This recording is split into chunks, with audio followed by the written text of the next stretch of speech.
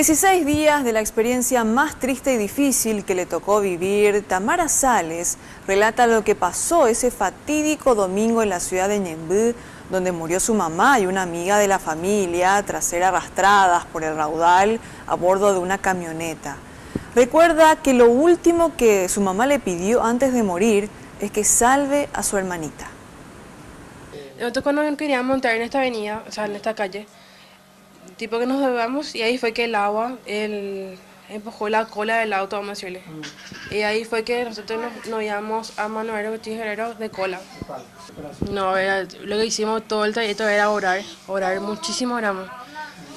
Y mientras que la doctora Marta llamaba y toda esa onda, ella lo que me decía mucho que le cuide a ella, que la ataje a ella, porque el agua era impresionante. Nunca en mi vida vi mucha agua, en serio. Entonces yo veo que hay un espacio sin agua y la agarro aquí y le empujo hacia arriba. Y ahí ella se quedó pegado por la puerta trasera, vamos a decirle.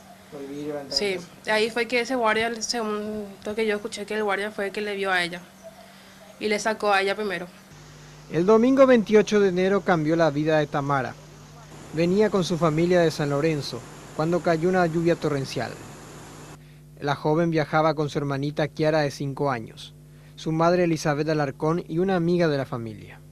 Acá a 2 cuadras de la Victoria de Manuel Ortiz Herrero, ya el agua ya nos agarró, luego entraba todo para abajo del agua, o sea, del auto.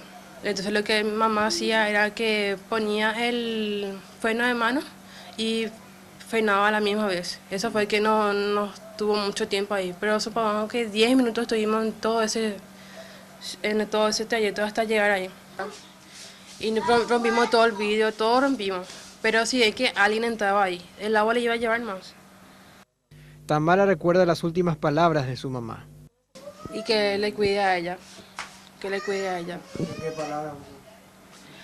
Cuídale a tu hermana, me decía. Junto a la familia de la ex fiscal, también fallecida, demandaron a la municipalidad de Ñemby.